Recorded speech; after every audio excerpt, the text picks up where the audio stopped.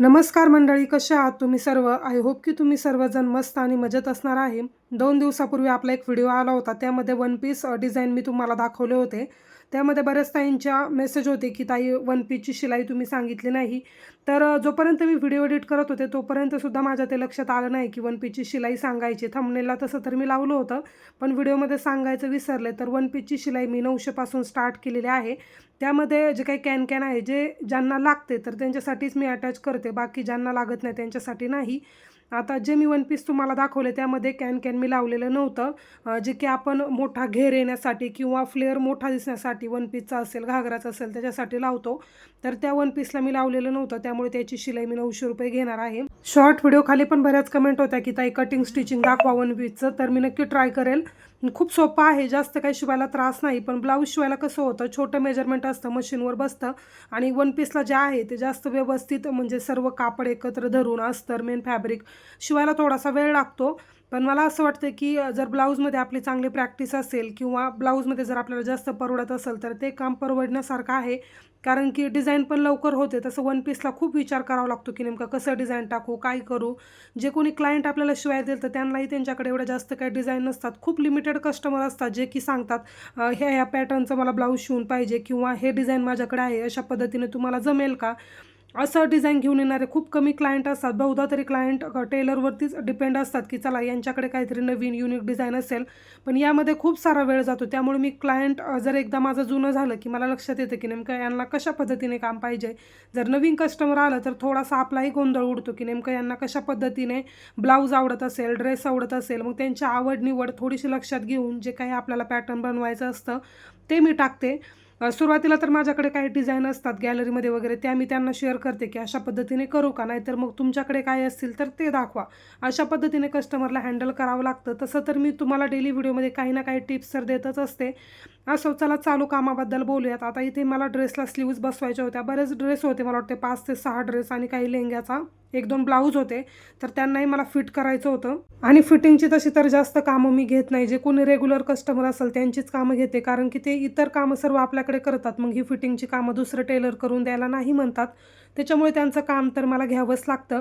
आता इथे ड्रेसला स्लीव्ज बसवायच्या आहे. बऱ्याच मैत्रिणी मला ते सुद्धा विचारतात की स्लीव्ज बसवायची तुम्ही किती घेता. पाठीमागे एका व्हिडिओमध्ये मी तुम्हाला सांगितलेलं सुद्धा, ड्रेसला स्लीव्ज बसवायचे मी 60 रुपये घेते आणि जर सोबत फिटिंग असेल तर 70 रुपये किंवा मग कधी 80 रुपये सुद्धा घेते, जर साईडने फिटिंग आणि पाठीमागे टक्स असेल तर.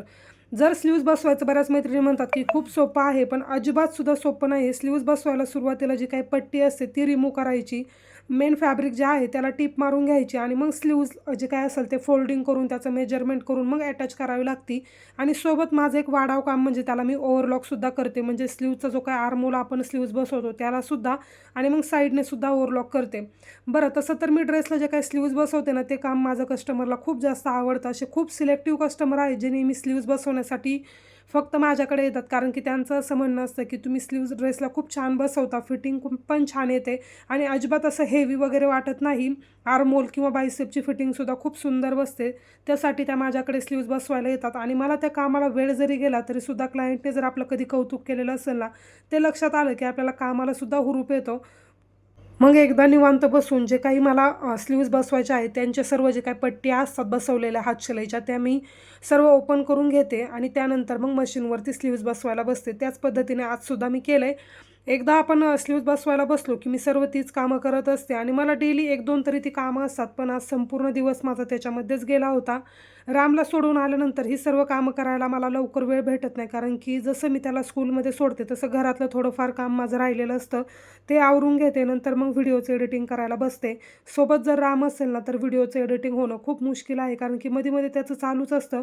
पुढे तो कशा पद्धतीने मला डिस्टर्ब करतो ज्यावेळेस मी ओरली व्हिडिओ बनवते किंवा व्हॉइस ओव्हर करायला वाचावा म्हणून मी असं जर समोरासमोर बोलायला गेले ना, तो कशा पद्धतीने डिस्टर्ब करतोय पुढे व्हिडिओमध्ये तुम्हाला पाहायला भेटेल. तर चला तेच आता पाहूया. सकाळचे वाजले 11:15 आणि आता मी निघाले आहे पोस्ट ऑफिसमध्ये, कारण की एक पार्सल होतं एका ताईंचं, कस्टमाइज होतं, म्हणजे बनवून द्यायचं होतं सर्व मेजरमेंट्स, ॲड्रेस वगैरे त्यांनी मला शेअर केलं होतं 2 वीक्सपूर्वी. मला तरी वाटतं 2 आठवडे झाले असतील. पण कस्टमाइज असल्यामुळे त्यांचा पॅटर्न मागं राहिला, कारण की त्याचा आधी पेपर कटिंग करावं लागतं आणि त्याच्यानंतर मग जो आपला पेपर आहे मेन त्याच्यावरती ट्रेस करावं लागतं.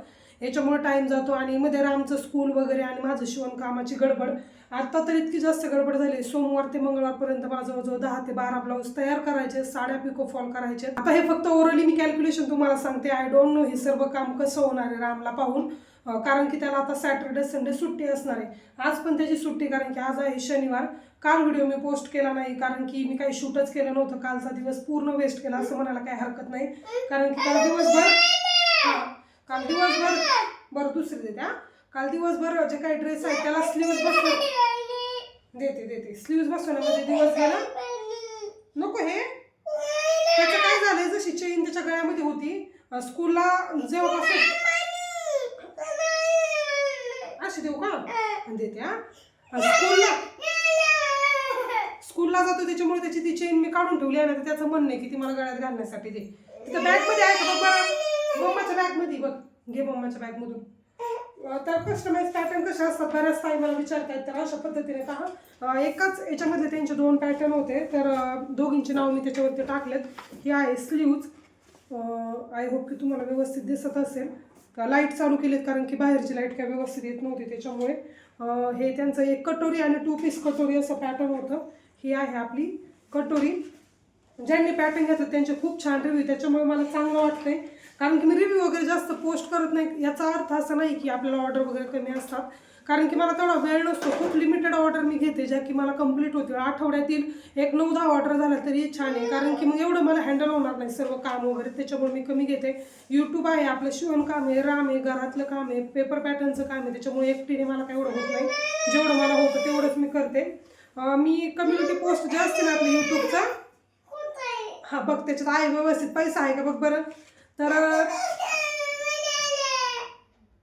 कपाटात बघ, जा हाय उचकून बघ, जा मी आले पटकन, चल पटकन, चल. तर राम काय व्हिडिओ कंटिन्यू करून देणार नाही जोपर्यंत चेन त्याच्या गळ्यात पडत नाही तोपर्यंत. तर ही आहे एक पट्टी. एक फक्त 2 पीस कटोरीचं तुम्हाला दाखवते. तर पहा 2 पीस कटोरीचे हे असे 2 पार्ट आहेत. काही जण काय करतात, कटोरीला स्टक्स मारून 2 पीस कटोरी तयार करतात, पण ती रॉंग मेथड आहे. अशा पद्धतीने 2 पीस कटोरीचे 2 पार्ट येतात. पहा इथे मार्जिन दिलेलं आहे मी 1.5 इंच, आणि इथपासून हे जोडून मग हा टक्स मारायचा असतो. तर अशा पद्धतीने हे 2 पीस कटोरीचं कटिंग. हे आहे दोघींच्या बॅक साईड. काय आले मी, चावी काढ, चल मी आले चावी घेऊन. तर चला, मला वाटत नाही व्हिडिओ व्यवस्थित कंटिन्यू होईल आपला, कारण की राम रंगा इथं पण आधी हाय कर, चल हाय कर, मग मी देते तुला चेन ना. हाय कर म्हण, हॅलो, गुड मॉर्निंग, कसे आहात? छान नाही, तू विचार त्यांना कसे आहात. तू नाही, त्यांना विचार ना, म्हणा तुम्ही कसे आहात. मी छान आहे, भेटू नंतर. सकाळपासून मला म्हणतोय कॉफी प्यायची तुला. बरं चला, नंतर कसं होतंय ते मी पुढे व्हिडिओमध्ये. DM मध्ये आणि कमेंट सेक्शनमध्ये बऱ्याच मैत्रिणी मला विचारतात की कस्टमाइज पेपर पॅटर्नची ऑर्डर नेमकी कशा पद्धतीने द्यायची. त्यासाठी तुम्हाला तुमचे संपूर्ण मेजरमेंट मला मेसेजद्वारे सेंड करायचे आहे. त्यामध्ये तुमची संपूर्ण उंची, छाती, कंबर, बाहीची लांबी, बाहीचा दंडघेर, पुढचा गळा, पाठीमागचा गळा आणि मुंडा हे सर्व मेजरमेंट तुम्हाला मला शेअर करायचे आहे. त्यासोबत तुमचं नाव, ॲड्रेस, मोबाईल नंबर, पिनकोड आणि पेमेंट, जे की आपण ऑनलाईन पद्धतीने घेत असतो. COD आपल्याकडे अवेलेबल नाही आहे. अशा पद्धतीने तुम्ही तुमची ऑनलाईन ऑर्डर बुक करू शकता. व्हिडिओमध्ये दाखवलेली ऑर्डर दीपाली ताईंनी माझ्याकडे बुक केली होती. त्यामध्ये त्यांना कटोरी आणि 2 पीस कटोरी असे 2 मेजरमेंट हवे होते. तर त्यांच्यासाठी मी हे दोन्ही मेजरमेंट बनवून दिलेले आहेत. 34 साईजच्या अराउंड हे सर्व मेजरमेंट आहेत. तुम्हाला सुद्धा असे मेजरमेंट कस्टमाइज करून घ्यायचे असेल तर नक्की मला DM करा. बाय.